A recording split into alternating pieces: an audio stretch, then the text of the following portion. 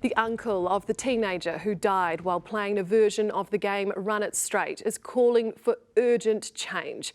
The government says it's looking at what is possible in terms of regulation after 19-year-old Ryan Satterthwaite died from a head injury.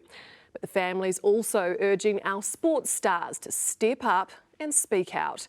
Senior correspondent Lisette Raymer reports. Speaking publicly within days of your young nephew's death is a heavy task, but Pete Satterthwaite wants to be heard. It's just a stupid activity that's a problem waiting to happen. He is determined to save others from the craze that ended 19-year-old Ryan Satterthwaite's life. A tragic accident for a guy who was in his prime, young fella, nice guy. His nephew had been hanging out with his mates after a birthday party on Sunday when they played a backyard version of Run It Straight. He was critically injured and died. If I was Ryan's age and my friends back in the day, I think we'd be giving it a crack as well, and just a harmless bit of fun at the time is what I think has happened, and it's just turned tragic for the poor young man.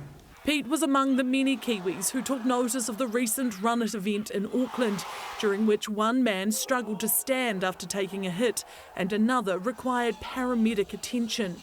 There's no safety at all, no safety, no thought, no consideration into the consequences of what can happen. Poor old Ryan has paid the ultimate price. Touted as the world's fiercest new combat sport, the event attempts to mirror the collision scene in rugby union and rugby league and boasts a big cash prize. Warriors player Chanel Harris-Tavita even featured on an Instagram post that celebrated the special guests in attendance in Auckland.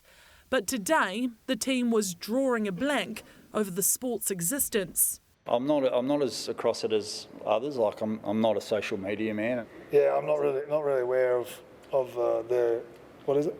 Run It Straight. Run It Straight, yeah, no. No, not too much about it. The Satterthwaite family is urging people with influence to use that platform for good. We're not going to be listened to, but if some All Blacks, some rugby league players, some government officials as well can just get out in the media and explain what can happen, the consequences of just such a simple accident can have on a family, then some people will take notice of that. A message delivered straight to these guys today.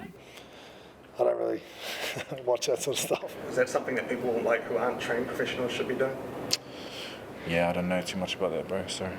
As for those in power, the government is looking at what can be done. We've just lost one of our young guys, so it's something that we have to be looking at, and that's why I've asked Sport NZ to come back with advice.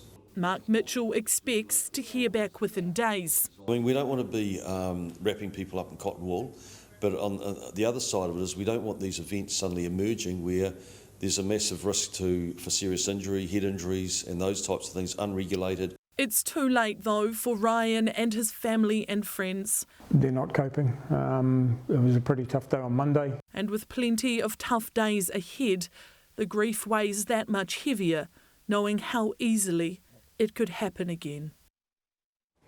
OK, Lisette, New Zealand Rugby has just released a statement. What have they had to say? Yeah, that's right, Laura. First and foremost, they have extended their heartfelt condolences to Ryan's family, but they have quickly followed that up by urging people not to take part in any of these Run It Straight competitions or games. Their advice is if you are wanting to get into a contact sport, you should join a school team, a club team, and learn how to tackle safely in a controlled environment. Lisette Raymer, thanks for the update.